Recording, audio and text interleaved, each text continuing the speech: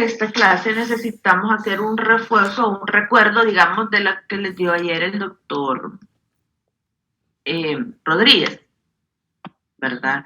Entonces, recordando los tipos de fuentes, ¿quién me define una fuente primaria? Me da un ejemplo de una fuente primaria. A ver, Lucía.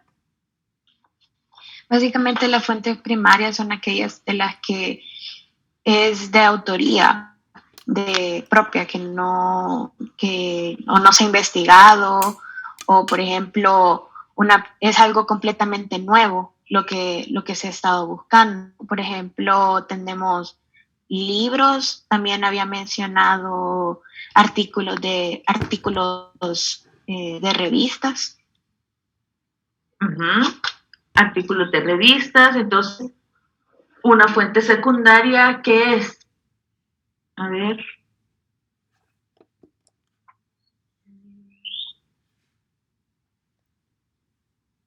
Nelson Escobar. ¿Qué es una fuente secundaria y un ejemplo? No sé si me escucha. ¿Por qué estaba teniendo problemas? No se escucha. Es que se escucha bien lejos, Nelson, pero bien lejos. Sí, es que estaba teniendo problemas. Acerca el micrófono. El micrófono es de la cámara, así que... Ah, ya. Entonces grite. Pues por fuente secundaria podría decir que es como cuando uno recopila información de ciertos artículos. No, ¿Cómo? Cuando uno recopila información de otros artículos. Que ya... Recopila información de otros artículos. Entonces, ¿un ejemplo? Pues como nosotros utilizábamos en los ciclos pasados, cielo. ¿Y fuente terciaria? A ver, Ana Marisela. Sí. La fuente terciaria había mencionado de que es fuente de información que no era tan necesaria de realizar algún tipo de valoración sobre los documentos. No es necesario. Ajá, entonces, ¿un ejemplo? Había mencionado algunos tipos de archivos de temas valorados críticamente, creo. Valorados. Bueno, vemos que el concepto no está del todo. ¿Sí, Andrés? Sí, por ejemplo, un ejemplo que dio el doctor era la colaboración Cochrane, librería Cochrane. La librería Cochrane. Sí. También eran algunas revistas con resúmenes que estaban estructurados y eran fuentes de información que no era necesario realizarles una valoración crítica. No. Vale. Miren, una fuente primaria es la información original de primera mano, ¿verdad? O sea, que ha sido publicada por primera vez y que no ha sido filtrada por nadie. Ahí tenemos los libros, la mayoría de los artículos que se publican en las revistas científicas, pero también están las monografías, están las tesis, ¿verdad? Las disertaciones. Todo eso es algo porque es algo nuevo, es algo totalmente que no ha sido, en teoría, no ha sido publicado antes, ¿verdad? Digo en teoría porque, pues sí, hay plagio, hay un montón de errores, pero es información que usted toma, es como que lo más importante que usted va a ocupar de la fuente. Una fuente secundaria contiene la información primaria, pero de una manera sintetizada o de una manera resumida, reorganizada para facilitarles a ustedes el máximo acceso a esta información. Entonces son los compilados o los resúmenes. Los abstracts, que son cuando usted entra a la página, ¿verdad? Usted no ve todo el artículo. Lo que más le interesa, después de ver un título, es el resumen. Entonces ahí entra también el listado de referencias publicadas en un área particular del conocimiento. Pero una fuente terciaria son guías físicas o virtuales que contienen información sobre las fuentes secundarias. Entonces, las fuentes terciarias son los nombres y títulos de las revistas o de las publicaciones que son periódicas. Entonces, ustedes ya conocen PubMed, ¿verdad? Creo yo que más de alguno ha entrado a PubMed. Cuando usted entra, lo primero que le sale después de que usted digita su búsqueda, ¿qué es? Lo primerito que le sale, lo primero que le arroja a la página. Una lista de temas. Solo le pone temas. Temas y autores de mucho, ¿verdad? Son páginas y páginas y le dice ahí cuántos artículos son los que se han encontrado con los títulos de estos artículos. Cuando usted le da clic al título, le aparece el resumen. O sea, pasa de la fuente terciaria a la fuente secundaria. Y después, si a usted le interesa la información que está en el resumen, usted viene y dice, bueno, descargo el PDF. Esa es ya la fuente primaria. Entonces, para que les quede un poco más claro, las fuentes terciarias, por eso es algo que usted no necesita ir a explorar, porque solo son los temas, ¿verdad? Si el tema lo enganchó, usted va y abre el artículo. Entonces, ¿este qué tipo de fuente sería? Veamos, Lili López. ¿Sería una fuente terciaria? Una fuente terciaria, porque solo aparece el título, los autores y alguna información, digamos, de lo publicado en esta revista. ¿Este qué tipo de fuente sería? Secundaria. Mari Carmen. Buenos días. Yo creo que sería una fuente secundaria. Es una fuente secundaria porque lo único que aparece es el resumen. Es el abstract, ¿verdad? Cualquier tema, o sea, uno decide abrirlo y pasa al abstract.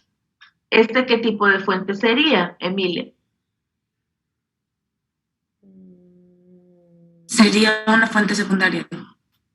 Una fuente secundaria. Es una revista, doctora, o un artículo de revista. ¿Qué es? ¿Qué le parece que es?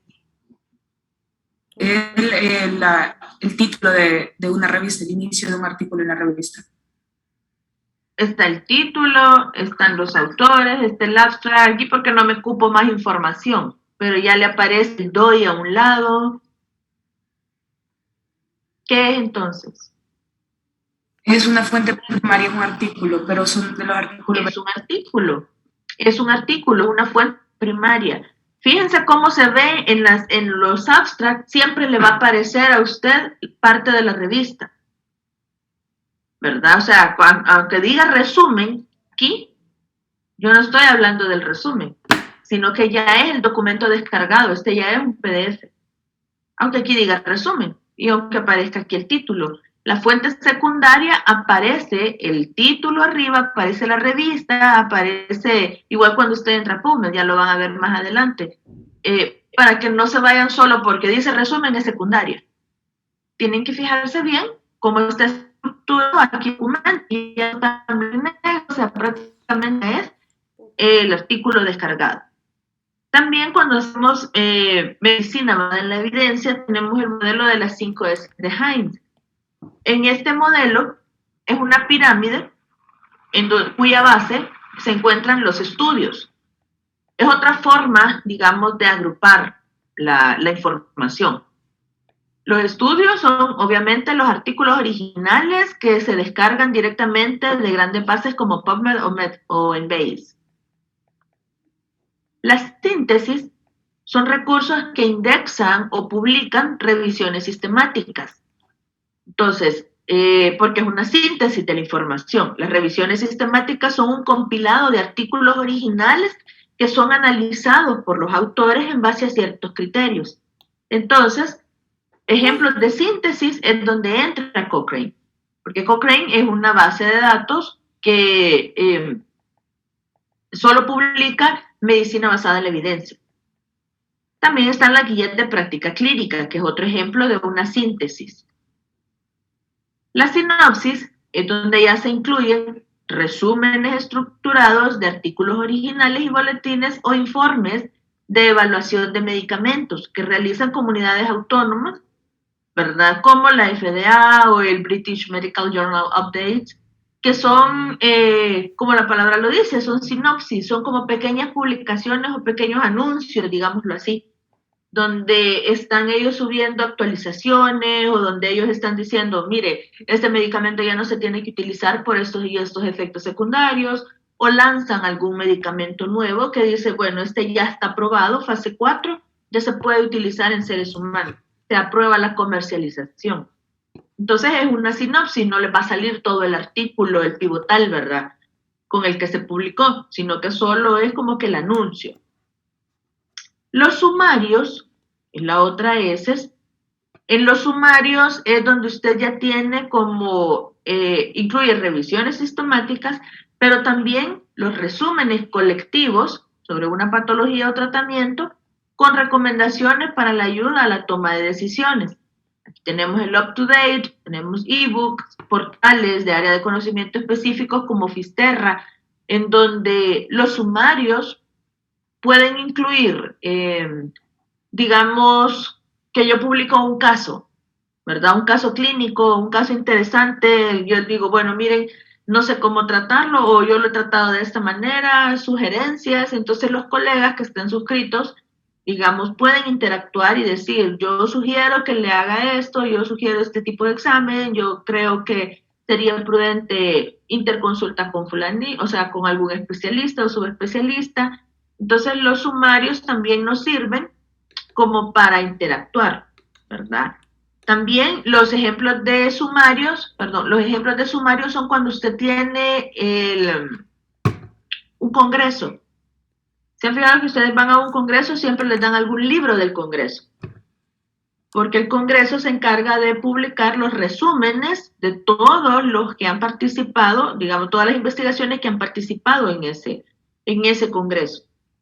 Si ustedes son de, no sé si alguno de ustedes es de FELSOCEM, la Federación Latinoamericana de Sociedades Científicas, ellos tienen su CCI, el Congreso Científico Internacional, cada año, y sacan un sumario, que es una publicación, un mamotreto, ¿verdad?, de las 5,000 artículos que ellos publican tipo póster, digamos, pues tienen tipo póster en la realización del evento. Los sistemas son programas inteligentes para la toma de decisiones. Y últimamente lo que se incluye un sexto escalón, digamos, en las 5 S de Haynes, que es nada más que la sinopsis, la han dividido. Hay sinopsis para estudios y hay sinopsis para síntesis. O sea que la sinopsis han fraccionado en 2 y las 6 S lo que contienen es nada más que agregan sinopsis de estudio y sinopsis de síntesis. Ya teniendo claras cuáles son, como digamos, las fuentes, ¿quién me hace la diferencia entre qué es una cita y qué es una referencia? A ver, Amanda. Si no me equivoco, la cita es textual, como lo dice la página donde se ha sacado, y la referencia es ya analizada ya con nuestras palabras, pero siempre identificando de dónde se encontró. A ver, Manuel, ¿qué es una cita y qué es una referencia? Yo creo que cita es cuando nos hemos basado en la información de alguien para redactar nosotros un artículo y lo ponemos como cita, y la referencia es referirnos ya sea en un párrafo o en algún lugar a alguna frase concreta. Bueno, perdón, al revés, la cita es referirnos a una frase concreta que ha dicho el autor, y la referencia es traerlo a colación, pero nosotros redactando bien las cosas, pero siempre dejar constancia de dónde se ha tomado la información. Vale, aquí es donde estamos equivocados, ¿verdad? A ver, Emilia. La cita es todo lo que escribimos, ya sea en formato Vancouver o cualquier formato al final en la bibliografía. Y la referencia va a ser, por ejemplo, el numerito que coloquemos en el párrafo que nosotros estemos referenciando, valga la redundancia, pero con orden de la cita que estemos usando. Más o menos, pero igual no es lo mismo, ¿verdad? La cita es lo que usted escribe, o sea, es la información o todo párrafo o idea extraída de una obra para apoyar, corroborar o contrastar lo que usted está expresando en su manuscrito. Es decir, todo lo que yo tomo de algún autor, yo lo voy a redactar, lo voy a escribir en mi paper, digamos, en mi manuscrito, y eso es la cita. La referencia, justamente la palabra lo dice, es referenciar al autor o el artículo o la fuente de donde usted obtuvo la información que citó. Entonces, por lo general decimos cuál es su cita, o sea, es cuál es su fuente, ¿verdad? ¿Dónde está la cita? ¿De dónde sacó esto? Ese numerito que dice Emilia es el que va en la cita, pero la referencia es la fuente de información de donde usted sacó, valga la redundancia, ¿verdad? Toda esa información que usted plasmó en su paper, en su manuscrito. Es la nota más extensa al final del documento, ordenada ya sea alfabéticamente en el caso del sistema de citación de APA o siguiendo una sucesión numérica que corresponde al orden de las citas en el texto, que es el formato Vancouver, ¿verdad? Entonces, referencia es todo lo que va o al final del documento o al pie de página incluso, porque aparecen los nombres del autor, los de todos los autores, ¿verdad? Aparece el nombre de la revista, tiene que aparecer ahí hasta el link, si es una revista digital, del URL de donde usted sacó la información. Pero la cita es la información en sí que usted saca. Esta información que usted saca puede ser directa o indirecta. Las citas directas es cuando transcribe tal cual lo que dijo el autor, ¿verdad? En el sistema de citación APA se pone entre comillas. Vancouver le dice que lo puede dejar abierto. Siempre tiene que referenciarlo, obviamente, ¿verdad? Poner ahí de dónde fue que usted sacó esa idea y la copió textual, o que usted puede parafrasear esa idea. Las citas indirectas es donde yo menciono la idea del autor en palabras del escritor, es decir, en palabras mías. Yo parafraseo lo que entendí del artículo, pero siempre voy a citar o voy a referenciar, ¿verdad?, la cita, lo que yo escribí. Las citas, dependiendo del número de renglones, ya dejémoslo antemano, usted no puede exceder ningún párrafo más de 8 renglones. Ningún párrafo, ¿verdad? Eso es parte también de la cultura de escribir, porque un párrafo largo o un párrafo muy grande es más difícil de leer. Y acuérdese que usted todo párrafo lo tiene que citar, o a veces en un mismo párrafo necesitamos hasta 2 referencias, ¿verdad? Porque no es un constructo propio. Entonces, si son abajo de 5 renglones, se dice que es una cita corta.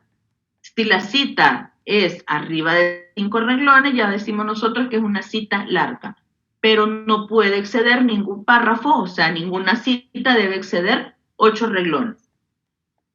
¿Se entiende ahora la diferencia entre cita y referencia? Entonces, ¿qué es Vancouver? Vancouver es un sistema... ¿Sí, Andrea? Doctora, entonces el mínimo sería los 5 renglones y el máximo 8. Exacto. Sí. Gracias. Entonces, Vancouver es el sistema de citación utilizado en biomedicina y es basado en un sistema de orden de mención, por eso es que va el numerito, ¿verdad? Vancouver surgió allá en 1978 por el International Committee of Medical Journals Editors y empezó prácticamente con 22 ítems allá en 1978. Conforme se ha ido actualizando, la última actualización es la de 2013 y contiene 42 ítems, es decir, 42 formas o ejemplos de cómo usted puede citar la referencia del autor, ¿verdad? De dónde tomó usted esta información. Entonces, consiste en citar las referencias siguiendo el orden en el que aparecen en el manuscrito, donde usted la puede colocar entre paréntesis un número correlativo al terminar el párrafo o una cita extraída, ¿verdad? Aquí yo le pongo el número 1 y aquí está la fuente. Vancouver le permite a usted también que esta referencia usted la puede poner entre paréntesis o la puede poner en superíndice, sin paréntesis, ¿verdad? ¿Qué es lo que más se utiliza? Ustedes van a ver, la mayoría de artículos solo tiene el numerito arriba, ¿verdad? Es la forma, digamos, más común. Esta puede ir al final del trabajo. En la bibliografía este material tiene que estar citado con el mismo número y en el mismo orden. Es decir, Vancouver es 1, 2, 3, 4, 5, o sea, no puedo yo poner 1, 7, 6, 4, ¿verdad? Tiene que ir una secuencia numérica para que sea realmente Vancouver. Aquí tenemos un ejemplo. La cita, ustedes ven que tiene 8 reglones, pero en estos 8 reglones tenemos todo el primer párrafo, digamos, hasta el primer punto, una cita, una referencia. Después viene la segunda cita con la segunda referencia. De ahí aquí mismo esta cita está entrelazada con esta, o sea, esta información se entrelaza con esta y tenemos la tercera. Aquí está todo en superíndice. ¿Verdad? También van a encontrar ustedes esta otra forma de citación, de referencia, en donde está del 4 a 7. Es decir, han usado ellos 3 artículos para parafrasear una cita que tiene 2 reglones apenas. Y usaron 3 artículos. Lo mismo aquí, de la 8 a la 10. 8, 9 y 10 usaron 3 artículos para parafrasear esta idea, esta cita. ¿Verdad? De ahí vamos con el siguiente párrafo, donde tenemos aquí el reglón y aquí está la referencia. Idealmente, Vancouver no le permite a usted ocupar la información de un artículo más de 2 veces. Entonces tiene que fijarse bien a dónde va a poner esa información, porque también esto va a depender tanto de la revista como del tipo de artículo que usted esté escribiendo. Si es una revisión bibliográfica narrativa como la que ustedes van a utilizar, no pueden citar el mismo artículo, referenciar el mismo documento más de 2 veces. Por lo mismo es citarlo, ¿verdad? O sea, no puede usted escribir información de ese artículo más de 2 veces. Y tiene que respetar el número de la cita que le puso al inicio. Ahora bien, ¿a dónde es que yo puedo o en qué lugares es que según Vancouver yo puedo poner el numerito de la secuencia? Usted puede hacerlo ya sea al final del texto que usted ocupó. Digamos aquí, ellos el dolor fue clasificado en base a tal y tal y tal y tal y tal cosa. Esta idea la sacaron de este documento, al final del párrafo del texto que yo transcribí, pongo el numerito. O puede hacerlo seguido del nombre del autor, como en este caso. Los pacientes debían tener dolor neuropático por debajo del nivel tipo 14 o 15, de acuerdo con la taxonomía de Bryce Ragnarsson. Después del nombre, escriben ellos la referencia. ¿Verdad? Entonces son las 2 formas. Lo puede hacer al final del párrafo o al final de la idea, del texto de la idea que usted copió en la cita, o puede hacerlo justamente después del nombre del autor. Ahí eso va a depender de ustedes, ¿verdad? De su gusto. Entonces, si la obra tiene más de un autor, se cita en el texto el primer autor y et al. La última versión ha cambiado esto, en el cual antes se decía 6 autores, viene el et al. Et al es una palabra en inglés, en latín, perdón, que quiere decir y otros, ¿verdad? O y los demás. Por lo general, como regla, se pone después de 6 autores. Por eso es que cuando investigamos, hacemos las investigaciones en grupos pequeños, porque nadie quiere quedar en el et al, vea. Todos quieren ver su nombre en la revista debajo del título. Entonces, por eso es que hacemos grupos pequeños. Andrés levantó la mano para preguntar. Sí, doctora, tengo una duda. Dime. No entiendo. ¿El et al se pone si el artículo tiene más de 5 autores o a partir del 5º autor se pone? Por lo general, usted lo puede poner idealmente después de 6 autores, ¿verdad? Pero Vancouver ahora ya le permite que usted puede hacerlo citando solo al autor principal, que es el primero, o puede hacerlo después de 3. Le da esas 2 opciones. Ahí igual usted es el que decide. Generalmente uno, por respeto a los derechos de autor, ¿verdad? Uno copia los primeros 6. Por lo mismo que les digo, o sea, les ha costado ver. Ahora ustedes van a ver en Lancet artículos que tienen hasta 100 autores, ¿verdad? Porque son revistas Nature, tiene investigaciones hechas por conjunto de gentes, pero igual, o sea, no va a poner usted a los 100, ¿verdad? Entonces, generalmente uno dice, bueno, démosle el reconocimiento a los primeros 6 porque por algo lo pusieron en esos primeros 6 lugares. Vancouver le dice que usted tiene que, para ser autor, usted tiene que reconocer el grado de involucramiento que ha tenido esta persona en la construcción de la investigación y del artículo. Aquí ustedes se los ponemos por orden alfabético, vea.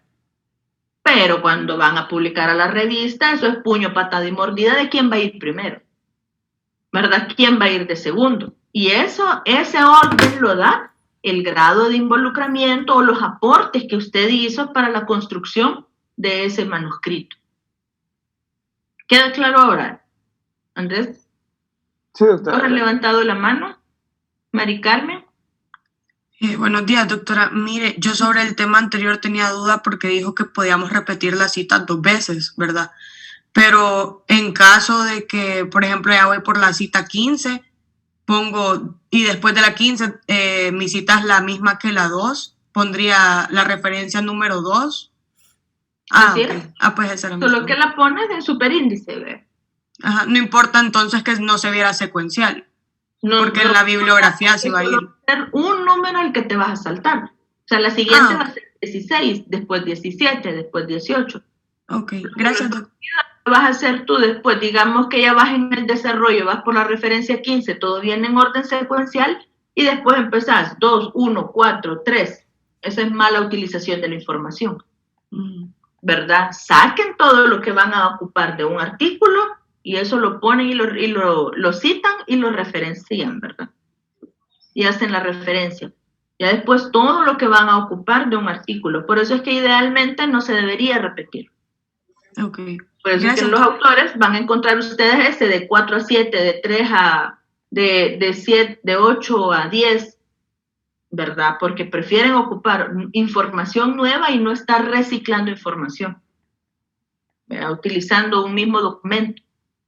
Entonces, para citar una obra que no tiene autor conocido, se tiene que utilizar el autor corporativo, que es la organización como autor. ¿Se han fijado cuando OPS o cuando OMS publica actualizaciones o saca información?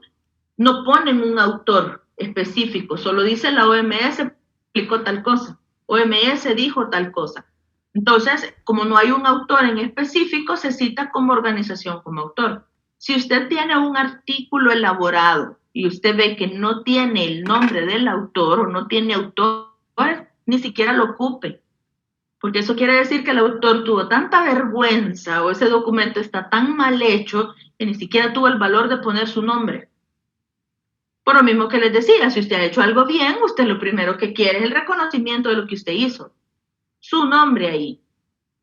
Pero si usted ha hecho algo mal, si usted dice, no, este artículo, quítenme de ahí que hasta vergüenza me da que me pongan, ¿verdad? Mi buen nombre se ve en tela de juicio, quítenme, a mí no me pongan en eso, ¿verdad? Usted va a encontrarlo sin autores, o sea, no va a hallar a quien echarle la culpa de ese manuscrito todo mal hecho.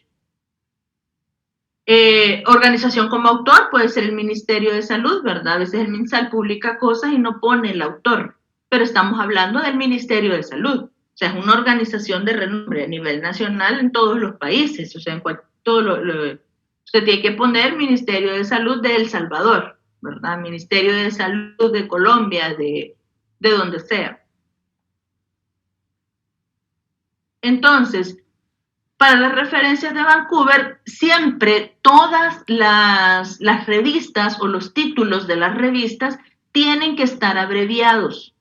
Siempre van a estar abreviados. Entonces, si usted arma la cita en forma manual, usted tiene que ir a buscar en el Index Médicos, le va a aparecer todo el listado de todas las revistas que están indexadas, valga la redundancia, en el ICMJE. ¿verdad? Entonces, si usted no le aparece en la referencia propia del documento, usted puede ir al Index Médicos a buscarlo, pero siempre van a estar abreviadas.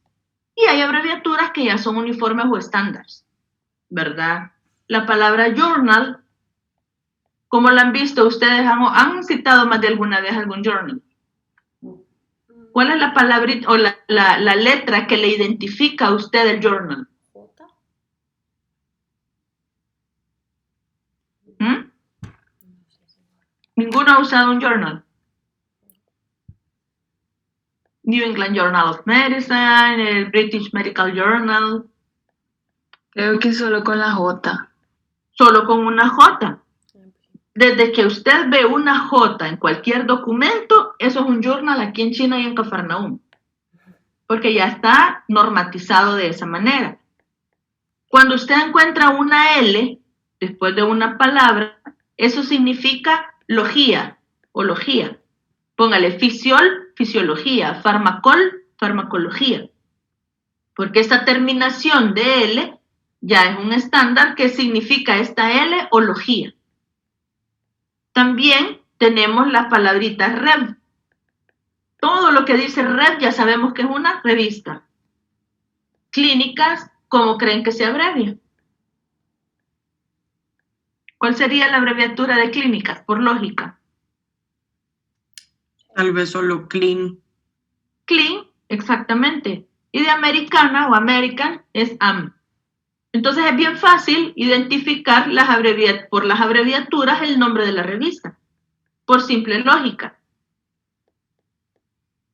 Eso es lo que a la hora de construir su referencia, usted tiene que poner atención en cómo citar los nombres de los autores. Vancouver le dice que usted tiene que ocupar el apellido paterno completo y solo las iniciales del nombre, del primer nombre. Apellido inicial, nada más. Hay que poner mucha atención en el orden en el que se utilizan los puntos, las comas, los dos puntos y el punto y coma. Y yo se los voy resaltados para que sea más fácil identificar las variaciones. Los artículos estándar, ¿cómo es que se citan? Le dice Vancouver, ¿verdad? La generalidad, como les decía, o la normativa propia, que cuando son menos de 6 autores, usted tiene que poner apellido inicial, coma, apellido inicial, coma, apellido inicial, coma, hasta 6. Ya el séptimo le tocó et al, ¿verdad? Y otros. Cuando existe el volumen y el número de edición, el número se anota entre paréntesis. Si una revista lleva página continua en un volumen, puede omitirse el mes y el número. La diferencia entre un volumen y un número es, ¿ustedes han tenido alguna revista en físico? ¿Las han visto? Así sea Vanidades, Ideas, ¿cómo se llama? Home and Health. ¿Cuál es la otra? Revistas de autos, cualquier revista. Cuando usted agarra una revista, la empieza a ojear, usted se ha fijado que en el borde de la revista, tengo un cuaderno, en este borde de la revista aparecen unos numeritos. Esos numeritos equivalen al tiraje de la revista y el número de ediciones que tiene la revista. Entonces, si una revista se publica cada año, las revistas son las que demandan esto, ¿verdad? Porque ellas son las dueñas de la información. Entonces, digamos que en un año, esta revista, aquí les pongo el ejemplo, es trimestral, la periodicidad con la que tira la publicación o las ediciones de la revista. Entonces, por año mantienen el volumen. Cada año le van aumentando, ¿verdad? Pero se mantiene en las diferentes publicaciones. Y esta revista se publica cada 3 meses. Entonces, de enero a marzo es el número 1 del volumen 109. De abril a junio es el número 2 del volumen 109. ¿Sí? Cada 3 meses sacan ellos un número, pero el volumen se mantiene porque el volumen de esta revista es cada año, aunque la periodicidad de publicación de esta revista es cada 3 meses. O el tiraje de la revista. ¿Se entiende eso? ¿Sí, Andrés? Una pregunta. ¿Cuál es la diferencia entre los tomos y los volúmenes? ¿No serían algo similar? ¿Perdón? ¿Cuál sería la diferencia entre los tomos y los volúmenes? No son tomos, son números.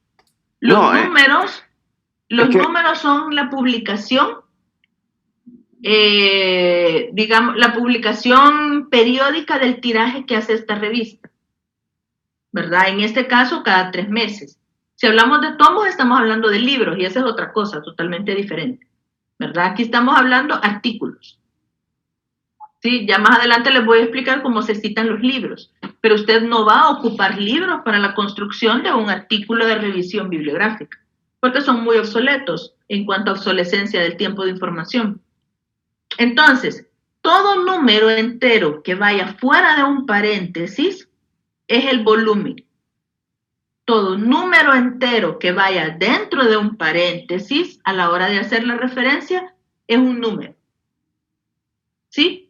Con esto quedamos claro de que siempre el volumen es un número entero que va fuera de un paréntesis.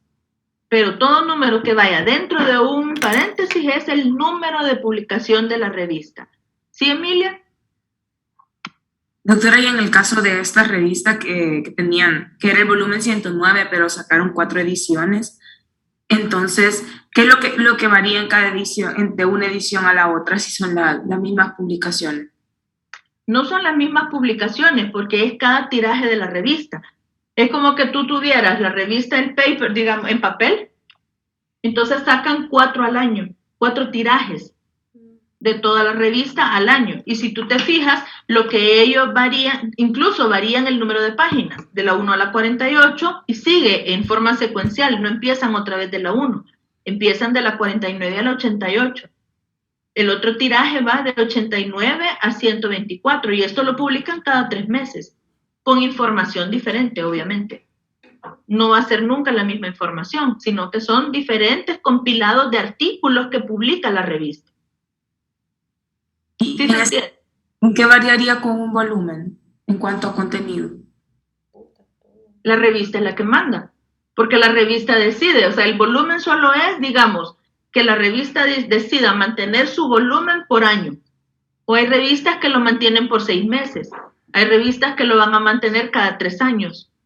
Entonces el volumen 109 va a servir para 3 años. Lo único que va a ir variando cada 3 meses va a ser el número, por la secuencia de publicación. Aquí traigo yo, por ejemplo, el New England Journal of Medicine, que esta es como que el top 10, ¿verdad?, de las revistas, de los artículos que consultamos la mayoría de médicos. Si se fijan, tiene una publicación semanal.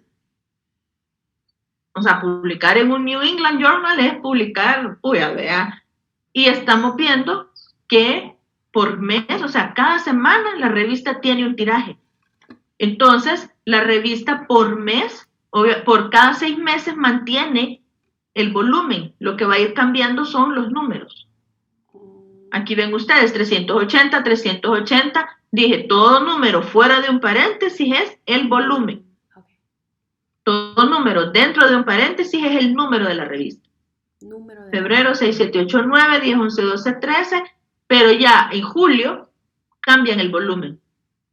¿Por qué? Porque como la periodicidad de publicación de ellos es cada semana, ¿verdad? No pueden mantener el volumen por más tiempo, porque estamos hablando de que ha sacado por mes, póngale que fuera un mínimo de 4, aunque vemos que hay meses que tienen 5, son 24 publicaciones, 26 publicaciones cada 6 meses.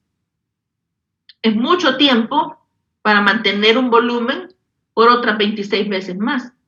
Tienen que cambiar, ellos cambian cada 6 meses al volumen 381 y vuelven a empezar el número. 1, 2, 3, 4, 5, 6, 7, 8, 9, aquí 10, 11, 12, 13. ¿Se entiende? La revista es la que va a mandar en su número o en su volumen, según el tiraje de publicación que ellos hacen. ¿Sí, Andrea? Y el número que está a la par del número de edición en paréntesis, eso sería como ¿qué sería como el código de la revista? No, después de los 2 puntos vienen las páginas. El paginado. O sea, aquí tenemos nosotros, después el mes y siempre va a ir, la fecha y el mes van a ir antes del punto y coma. O aquí puede aparecer el año, porque este es para 2019, ¿ve? En la revista le va a aparecer septiembre de 2019, póngale. Punto y coma, viene el volumen, entre paréntesis el número, y después de 2 puntos viene el número de páginas. Siempre va a ser así. Entonces aquí tenemos, digamos, la primera forma de citación. Organización como autor. Sociedad de Cardiología de Australia. ¿Verdad? ¿Sí, Carla? Entonces, en resumen, es como que, digamos, hicieran una revista muy grande y que la vayan publicando por partes. Por decirlo así, al final del año vas a tener una revista bien grande, pero no son partes de la revista, sino que son publicaciones de la revista. Ajá. O sea, prefieren sacar, acuérdense que lo que más interesa es la información actualizada. Entonces, la información más actualizada tú la vas a encontrar en un New England Journal of Medicine porque cada semana está publicando, ¿verdad? Que en aquellas revistas que publican o lanzan un tiraje cada 3 meses. No digamos las que lanzan un tiraje cada 6 meses. Aunque la revista sea gruesa, ¿verdad? Y que tú digas, pero mire, doctora, esta tiene, 80 números en esta revista y la otra solo tiene 15. Tiene más peso la de 15 porque la información es más actualizada, ¿verdad? Entonces, no es prudente esperarse un año para hacer una publicación o un tiraje, porque cuando tú la estás tirando, ya otro ya se te adelantó, entonces tu información queda obsoleta. Y más en lo que estás haciendo perder el tiempo, ¿verdad? A la institución que te ampara o los sponsors que tienes para la revista, para la edición de la revista. Entonces, cuando son artículos sin autor, insisto, ¿verdad? Aquí han ocupado el editorial. Después viene la abreviatura de la revista, el año de la revista, punto y coma. ¿Esto qué sería? 84, ¿qué sería? La página. El volumen, creo. El volumen, exactamente. 2 puntos, página. Página 15. ¿Verdad? Si es revista, si el artículo está escrito en otro idioma, usted tiene que respetar el idioma original de la revista. Entonces tenemos apellido inicial, punto, el nombre del artículo, ¿verdad? Y siempre en inglés, parte 2, después viene la revista, el año de publicación, punto y coma, el volumen de la revista, no tiene número, vemos los 2 puntos y los números de las páginas. Cuando publicamos el suplemento de una revista, el suplemento es como porciones especializadas que tira la revista.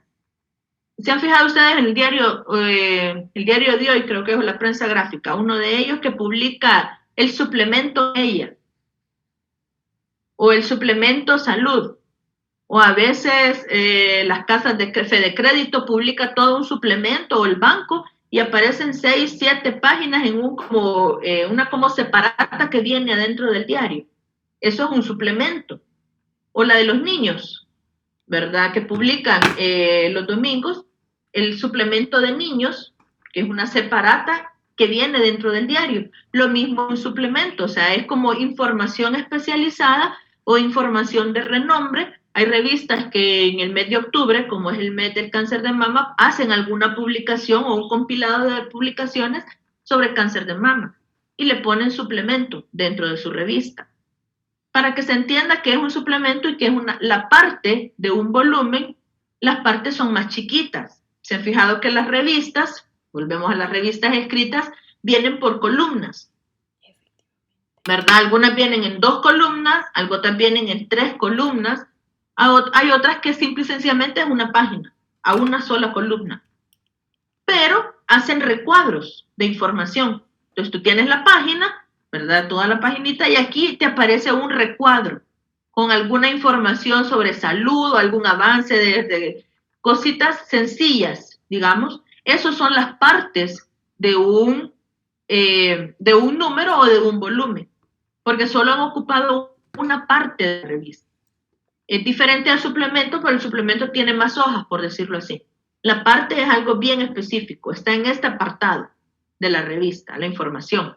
Entonces, cuando uno va a citar el suplemento de un volumen, digamos, tenemos apellido inicial, coma, apellido inicial. Esta es otra que depende también de lo que mande la revista.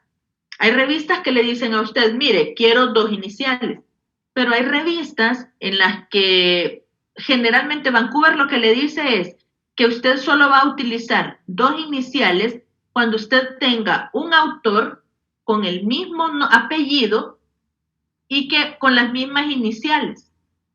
Póngale que aquí fuera